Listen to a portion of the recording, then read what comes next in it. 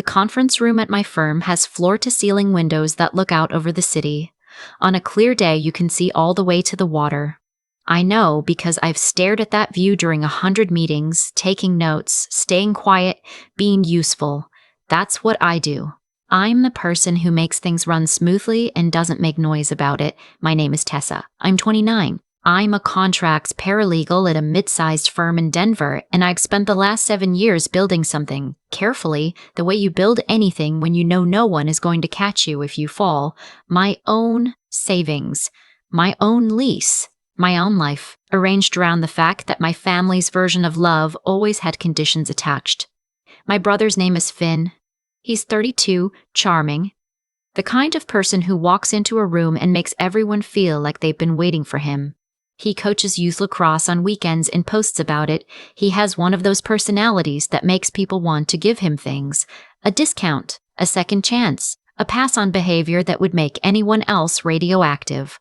My parents gave him everything, not out of cruelty, or at least that's what I told myself for most of my life. My mother called it recognizing potential. My father called it investing in the one who needed it most. Neither of them ever explained why needing more always seemed to belong to Finn and never to me. When my fiancé proposed, I was standing in the kitchen making coffee. He'd planned something elaborate for the weekend, a hike, a clearing with a view, the whole thing. But the ring had arrived early and he couldn't wait. He just got down on one knee on our kitchen tile at 7 in the morning while I was still in my socks. I said yes before he finished the sentence. His name is Hugh. He's an actuary, which means he thinks in risk and probability and doesn't believe in anything he can't put a number on. When I first introduced him to my family, my mother smiled too wide and my father shook his hand twice as hard as necessary. Finn barely looked up from his phone. Hugh noticed all of it and said nothing, because that's who he is. He files things away and waits. We set the date 14 months out, September 13th, at a vineyard property outside of Boulder. The kind of place with weathered wood and string lights and mountains you don't deserve to have in your background, but somehow end up in. We signed contracts, paid the deposit, put 30% down on catering. I built a shared folder that had every vendor, every timeline, every confirmation number. I am, professionally, a person who reads documents. I did not plan to be blindsided. My mother called me on an unremarkable Wednesday in March. I was eating lunch at my desk, a sad little salad I'd made the night before, already regretting every choice that led to it. Her name lit up my phone and I answered the way I always did, with a small brace in my chest. The kind of low-grade preparation that becomes automatic when you grow up in a house where love comes with footnotes. Her voice was bright. That specific brightness, I know the way. You know weather coming in. It means she's already decided something and just needs me to agree. So, she said, Finn got into that program. I put my fork down. What program? The business intensive, she said. The one in Austin. It's 9 weeks. He leaves mid-August. He'll be back just before. She stopped. I heard her recalculate. Well, he'd be back just after your wedding. I sat very still. Mom. It's a wonderful opportunity, Tessa. A real cohort. Mentorship. It could change everything for him. You know, he's been trying to find his footing. Finn had been finding his footing for 6 years. He'd left 2 jobs, 1 graduate program, and 1 apartment he'd shared with 3 people who no longer spoke to him. Each time, there was a reason, a pivot, a new direction that made the last one make sense. Each time, my parents absorbed the cost of his pivot without commentary. The program runs through September 20th, I said carefully. I knew. The math was immediate and I already hated it. I know, she said. And then nothing else. Just that. Just the blank space where the ask hadn't been made yet, waiting. We can't move the date, I said. We have a contract. We've paid deposits. The invitations are printed. They haven't gone out yet, she said, and I felt the hinge of her logic. She'd already looked at the timeline. She'd already done this part of the math. The venue is booked. The vendors are locked. The photographer flies in from Portland. Photographers reschedule. I don't want to reschedule. This is our wedding. We chose this date on purpose. There was a pause that felt structural, like she was rearranging something. Then, I just think it would mean a lot to him, to be there, After everything he's been through. I almost asked which everything specifically. The job he quit because his manager was difficult, the lease he broke because the neighborhood didn't feel right, the loan he still owed my parents from 2021 that we didn't talk about at family dinners. That everything? Instead, I said, I'll talk to Hugh. I didn't.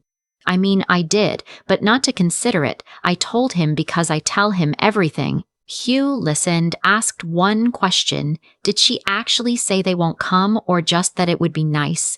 And when I told him it was still soft, still deniable, he nodded slowly and said, let's see how long that lasts. It lasted 11 days. My father called on a Sunday morning. He doesn't do small talk. He gets to the point like a man who respects his own time and assumes everyone else does too. Your mother told me about the situation, he said. There isn't a situation, I said. There's a wedding date and a program Finn signed up for without checking the calendar. He didn't know you'd picked that weekend, he could have asked. My father made a sound that meant he was done engaging with logic and had moved to something else. You have to understand this program is important to him. He's turning a corner. I thought about all the corners. The career corners, the life corners, the corners that kept appearing and requiring everyone else to go around them. Dad, I'm not asking Finn to miss anything. The program ends the 20th. The wedding is the 13th. He chose a program that conflicts with my wedding. That's not my fault. You could choose a date that doesn't conflict. The sentence sat there like something dropped on a hardwood floor. A date we already booked, I said, a year ago. That doesn't conflict with anything we were told about? Tessa. His voice went flat in the way it does when he's about to say something he's decided in advance. Family adjusts. That's what family does. I've been adjusting, I said, my whole life. He didn't respond to that. In my family, true things that were uncomfortable were treated like non sequiturs. If you won't move the date, he said, then don't expect us to be there. I held the phone very still. My hand felt separate from my body, the way it does when something is happening that your brain hasn't processed yet. Okay, I said. Think about what you're choosing. I am, I said, and I hung up. I sat on the edge of our bed for a while. Hugh came and sat next to me without asking what was wrong, which is maybe the thing I love most about him. He just sat there until I was ready. They're not coming, I said. He didn't say anything. Then I know this isn't about the date. No, I said. It's never been about the date. He was quiet for another moment. Then, very carefully, like a person setting something down rather than throwing it, Tessa, how is Finn paying for a 9-week residential program in Austin? I looked at him. The one with the cohort and the mentorship, Hugh said. Those things cost money. I didn't know. I realized I genuinely didn't know and hadn't thought to ask, because in my family you didn't ask about Finn's finances, the same way you didn't ask about Finn's finances, the same way you didn't ask about certain things at dinner. There were subjects that belonged to everyone and subjects that belonged only to Finn and the two of them. My parents probably, I said. Probably, Hugh agreed. His voice was neutral, too neutral. The kind of neutral that means he has already thought about something and is giving me the space to think about it myself. How much do those programs cost? I asked. I looked it up, he said. This one's around $42,000 for the full residential track. The number sat in the room. Okay, I said slowly. You remember the account your grandmother set up for you, he said. It wasn't a question. I did remember. When my grandmother died, she'd left behind what my mother described as a fund for Tessa's future. It was meant for a first home or a wedding or some large life moment. I've been told it was managed by my parents because at the time I was 22 and didn't push back on things like that yet. I'd never been shown a statement. I'd never asked for one because asking was treated as distrust. What about it? I said. Hugh reached over and opened his laptop. I need to explain something about Hugh. He is not the kind of person who does dramatic investigations. He doesn't go looking for things to be angry about. He is the most genuinely non-reactive person I've ever met, and he comes by it honestly. He builds his whole professional life around the idea that you don't react to the number in front of you, you look for what it means. When he started looking at my grandmother's estate documents, he wasn't trying to find something. He was just trying to understand what I actually had, what I was actually owed, what the shape of things actually was. He does that. He finds shapes. He started 3 weeks before the call with my father. He hadn't told me because he hadn't found anything yet. He didn't want to put something in my head that might just be paperwork. He'd requested documents through proper channels. He'd asked an estate attorney friend one very quiet question about how certain trust structures work. He'd been patient. The night after my father's call, he showed me what he'd found.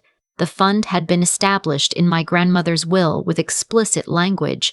It was for me, not for the family. Not for my parents to manage at their discretion. For me, held in a structure that should have been arm's length from my parents' access. Should have been. There had been 2 disbursements. One in February, $18,000. Memo, home improvements. One 6 weeks ago, $41,500. Memo, professional development. I stared at the screen for a long time. You didn't say anything. He let me read it twice. Professional development, I said. $41,500, right around the cost of a 9-week residential business program, he said quietly. Plus travel, setup costs, whatever else.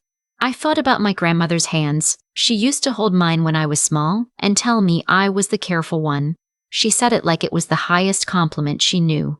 You're the careful one, Tessa. You'll know what to do with things. She had left something for me. She had used language in her will that was supposed to protect it, and somehow the people she trusted to hold it had given it away. Not to me, not for anything I chose, for Finn, for another pivot, for the cohort and the mentorship and the turning of yet another corner on money that belonged to me. I pressed my palms flat on my thighs and made a sound that wasn't quite crying and wasn't quite laughing. Hugh put his hand over mine. There's more, he said. I'm sorry. He showed me a text chain. His contact at the estate attorney's office had, through a very particular and legal sequence of requests, surfaced a message thread from a shared family account, the kind parents set up with adult kids for logistical coordination. A thread between my mother, my father, and Finn. Finn had written, "The Austin thing is $42K. Is there enough left in Tessa's fund?" My mother had replied, "There should be after the last withdrawal. We'll make it work." My father, "She'll never ask to see it anyway." I read those words 3 times. Not because they were complicated, because they were so plain, so casual, the way you talk about taking something from a shelf in your own house, not someone else's. She'll never ask to see it anyway. I had spent my entire adult life performing exactly that kind of trustworthiness, and they had used it as a plan. I called Finn the next morning. Not at my parents' house. I asked him to meet me at a coffee shop downtown, a place where he didn't have home advantage, where there were no family walls to lean against. He arrived with his jacket unzipped and his usual ease. He kissed me on the cheek and ordered something complicated. "What's up?" he said. I put my phone on the table between us with the message thread visible. He looked at it. His jaw tightened, just slightly. "Where did you get that?" "Is that your question?" I said. "Really? That's what you want to ask me. Tessa, did you ask Mom and Dad to take money from my fund for the Austin program?" He leaned back, crossed his arms. The ease shifted into something harder, and in that shift I saw something I'd been avoiding seeing for years. He wasn't embarrassed. He was calculating. "It's a family fund," he said. "It was my grandmother's bequest. To me. Mom and Dad manage it. They make those calls. They made a call that put $41,000 of my money into your program," I said. Without telling me, without asking me. "You didn't need it," he said, and the certainty in his voice was extraordinary, not defensive, just matter of fact. "You didn't need it, so I did, so that's how it went. I'm getting married, Finn. The fund was for a wedding or a home. I was literally using it. You're marrying Hugh," he said. "Hugh makes great money. You're fine." I looked at him for a long moment. The coffee shop had that low, mid-morning hum, espresso machines and soft music, people having ordinary conversations that weren't this one. "Are you going to Austin?" I said. He shrugged. "Yeah, then don't expect me to pretend this didn't happen." His expression finally changed, not to shame, to irritation, like I was making something inconvenient. "You're really going to do this? Blow everything up over money." "Over my money," I said. "That was taken from me without my knowledge." He stood up, put enough cash on the table for his drink, which I found both petty and somehow revealing. He looked at me once more. "You always took everything so seriously," he said. "It was never that deep." I sat there after he left and finished my coffee and thought, it was always that deep. You just made sure I was the only one who felt the weight of it. Hugh and I had a conversation that night that was really more of a planning session. We talked to an estate attorney. We talked about what recourse looked like. We talked about what I actually wanted, which turned out to be not a war, not drama, not my family's humiliation, just my money returned and a legal structure that meant they could never do this again. The demand letter was drafted. Hugh filed it away. We agreed we'd send it the morning after the wedding, not before, because I didn't want it to become the story of the wedding. I wanted September 13th to still belong to us. But some things you can't control. The weeks before the wedding, my mother and I exchanged exactly 3 texts. Logistics. Polite. The kind of communication that exists to maintain the fiction of normalcy. Then, 4 days before, she called. "I want to give you a chance to fix this," she said. Like she was offering me something. Fix what? The situation with Finn. He's upset. He feels like you're making him the villain. "I haven't said anything to anyone," I said. Which was true. "You've been cold," she said. "You're punishing him." "Mom," I said, "do you know what was in that fund when grandmother died?" Silence. "Because I do now," I said. "I have the original estate documents. I know the disbursement history. I know what was taken and when and what the memo line said." More silence. A different kind. "Tessa, I'm not calling to fight about it before my wedding," I said. "I'm just telling you that I know. Whatever you decide to do on the 13th, I'll be standing at the altar either way." She said, "We'll be there." I didn't believe her. September 13th arrived the way I'd hoped it would. Clear, with that particular Colorado light that makes everything look like it was filmed with intention.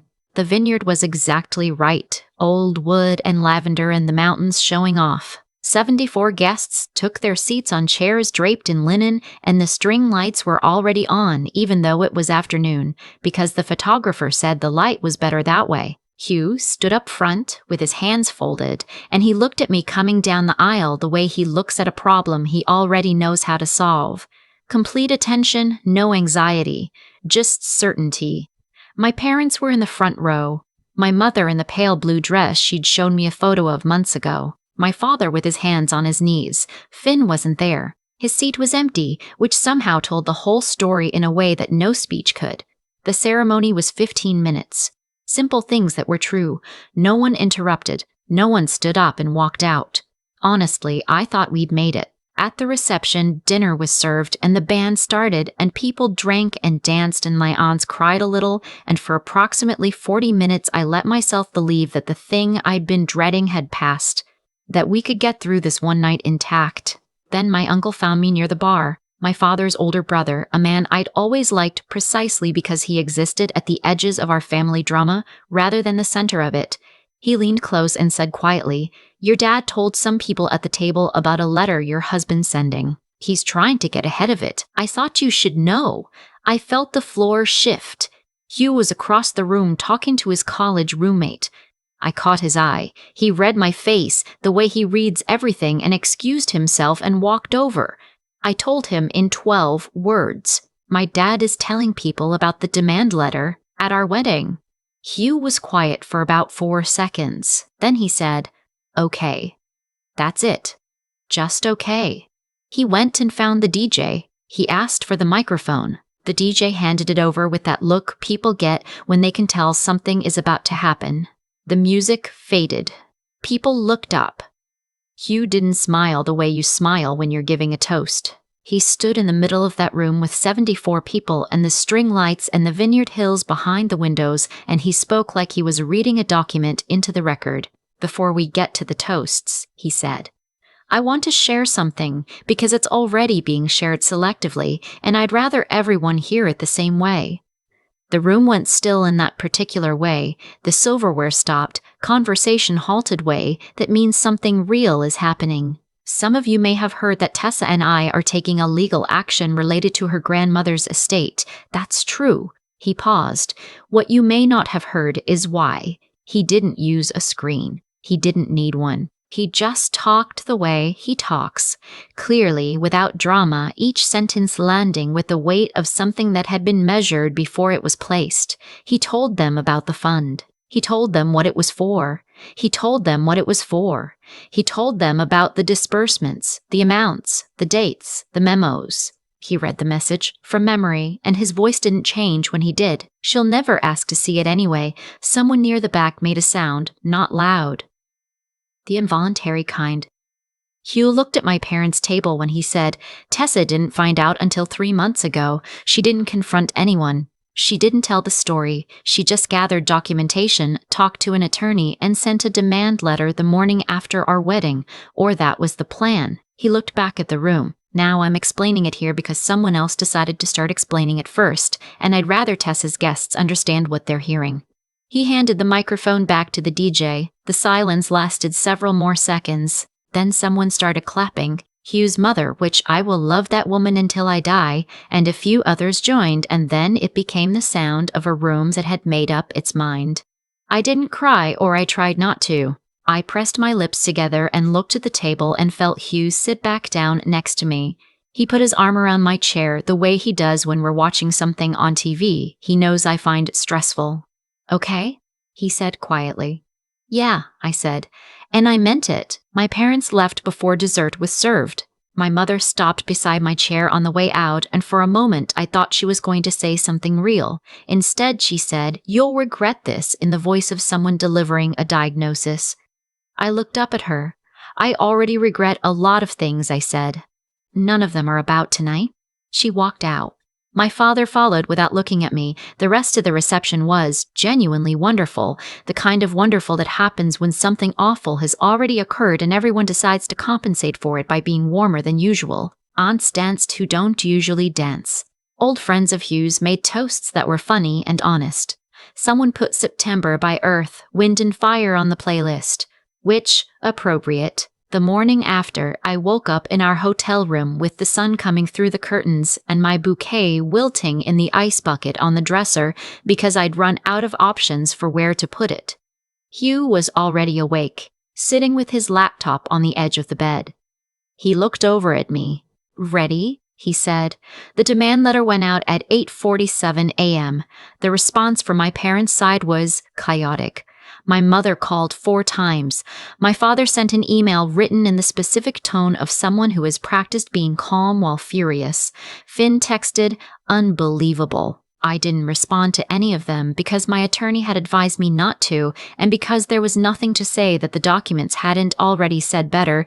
The money came back, not immediately and not gracefully. There were counteroffers and negotiations and one meeting where everyone sat around a table and spoke to each other through attorneys like we were strangers, which, I understood by then, was what we'd always been pretending not to be.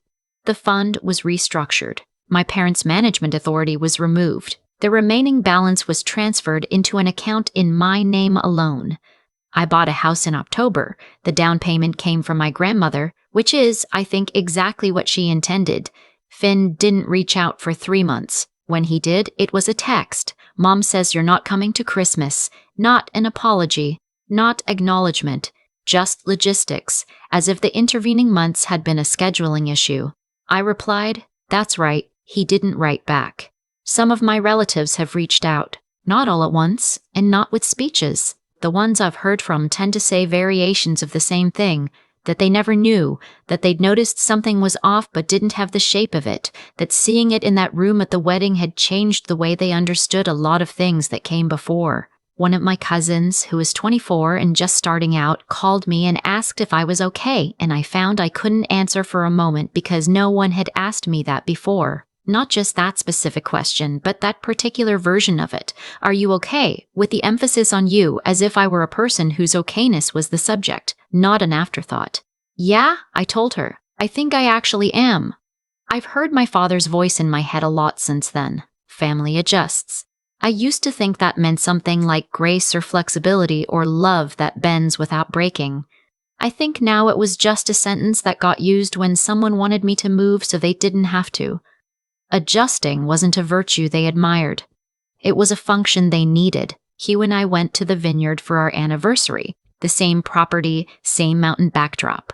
We sat on the terrace with a bottle they'd put aside for us and watched the light change on the hills, and it was completely quiet in the specific way that means there's nothing left unresolved. Do you still think about it? He asked. The wedding. The speech. The way it went. I thought about the room going silent, my uncle finding me at the bar, my mother's face when she said I'd regret it, Finn's text about Christmas, the check clearing. Sometimes, I said, is it bad? I looked at the mountains. The same mountains that had been there the whole time, through all of it, not caring. No, I said. Mostly I think about what you said at the end. He looked over at me. You said I'd gathered documentation and talked to an attorney and sent a letter, I said. Like that was the whole story. Like I'd just done something sensible and administrative. You had, he said. I know, I said.